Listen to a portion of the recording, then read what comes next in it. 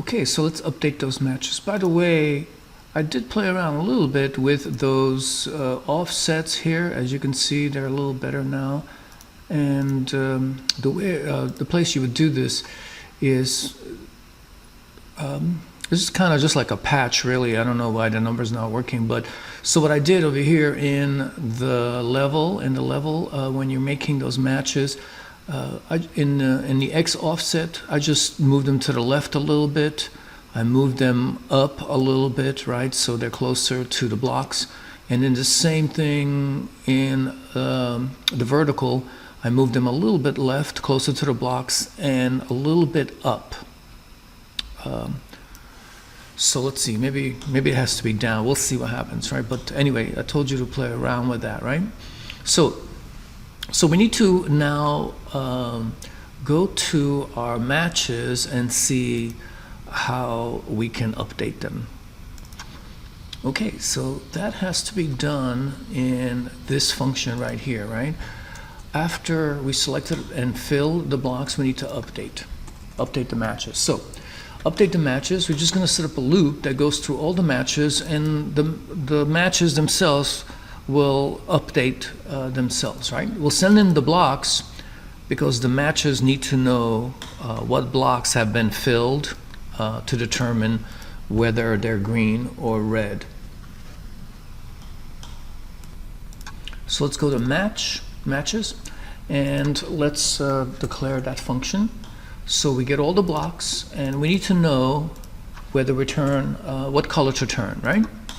So this essentially is a counter. We have to set up a counter and count how many blocks are in this row or column, and whether they match our value. So which blocks to check will depend on whether it's a row or column. So if it's a row, we need to go across the columns. If it's a column, we need to go across the rows. So we set up an if and else, right? And if this is a row, that means we need to go across the columns and count them up and see if they match our position. Remember, our position is really the row or column that we're checking. Okay, so we're going to iterate through all the sides. So we're going to have to get the sides from the level, or we're going to make that into a getter and a setter. And then we're going to go through it. So we're going to iterate through all the blocks, but only only on that row. Only in that row.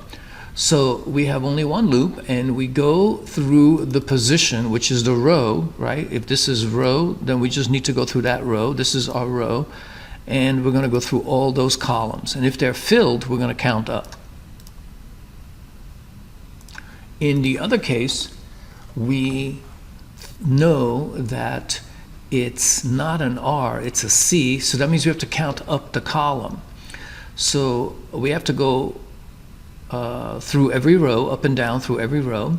And in this case, we're putting the position in a column, and the row, the position in a column, because this is a column. So it's column 2 every time, but we go up and down and we count. So these are the two different loops.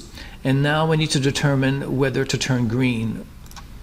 So down here, let me see if this is the function. I think this is curly brace here. Okay, so once this loop, once this if or else is finished, once this if or else is finished, we'll have we'll have a new function to set the color, depending on if this is true or not, right? If this is true, it'll be green. If this is false, it'll be red. So let's do that function right here. And this function, if you send in true or false, will determine which color to change that into. Only problem here now is we use this sides bit, but it's a private in level. So if you look at level, it's private. Now we can make it public, but I rather do a getter and a setter for it.